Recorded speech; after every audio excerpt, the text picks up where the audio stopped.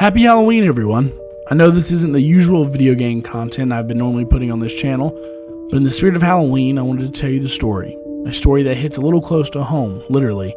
The story takes place minutes from where my family lives and is very close to where I myself grew up. This is the tale of the Werewolf of Woodland, Georgia.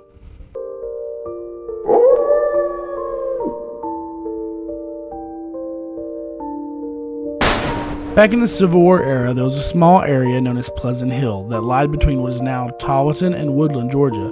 Living in this community was a particularly prominent and well-to-do family known as the Burts. Mom and Daddy Burt had several children, and the one most important to this story is Emily Isabella Burt.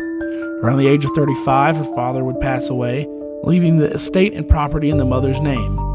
Keep in mind that the mother had a very big reputation of being able to hold her own and was a very gruff and tough type of lady.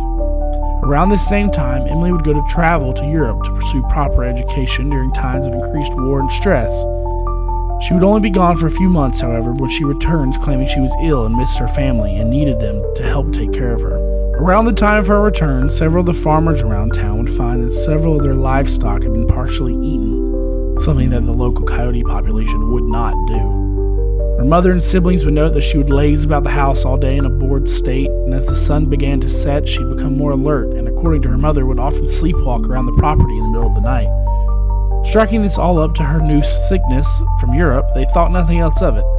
Still, though, more and more livestock wound up dying. After continuous weeks of this occurring, a posse of angry farmers gathered to hunt this mysterious creature that had been feeding on their stock. After a couple of nights of hunting, they found what looked like a female figure hunched over, chewing into the open flesh of a cow, except she looked greatly disheveled, had long, lanky arms with sharp claws and glowing red eyes. The farmers claimed none of their weapons or bullets would put a scratch on the creature, except for one elderly gentleman who was from Europe and heard legends of this creature, and decided to melt silver coins into his bullets before the confrontation. The legend states that he shot the creature through the hand, which caused the beast to cry out in pain and charge into the forest nearby. In the morning, back at the birdhouse, the mother found Emily sleeping in her room with her hand bandaged. Upon waking her up, she found it was indeed a bullet wound that was underneath the bandage. Hearing the commotion in town, the mother took to herself to do some independent research, and fearing her daughter had contracted lycanthropy during her initial trip to Europe, she was able to find a doctor in southern England who specialized in lycanthropy, and Mrs. Burt and Emily would sneak away in the cover of night to travel to Europe in hopes of curing this disease. The town folks noted that as soon as the Burt women went missing, the killing stopped almost instantly. And months later, after they returned, yet again, the townsfolk would accuse the family of harboring a monster. They demanded Mrs. Burt surrender the girl to the mob, and when she refused, Emily ran out the back of the house and into the woods, and the mob would pursue thereafter. They chased her to the top of a hill toward the area where the Burt family would often bury their dead, the cemetery, otherwise known as Emily's safe space, where she would come to visit her deceased father. It was also where she would be cornered, shot, and killed by the angry mob. Now, it's important to note that there are two very different endings to this story, depending on who you believe. The one I told you is easily the more dramatic one, but if you do a little general research, the other ending makes more sense.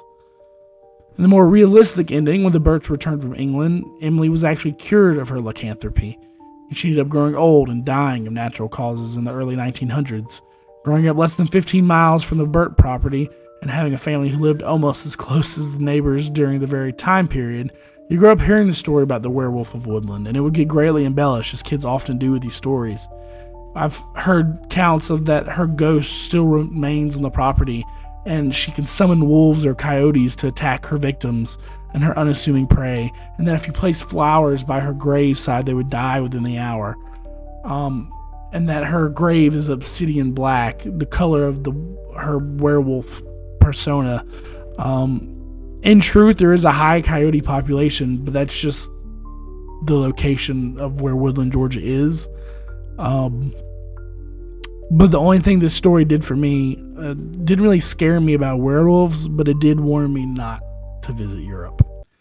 And all jokes aside, this is just a fun little story that I grew up with. Like I said, I heard stories about it more so than most, because, like I said, I do have family that lived, less than 5 miles away from where the Burt family property was. I know exactly where the cemetery is for Miss Emily. She was a real person.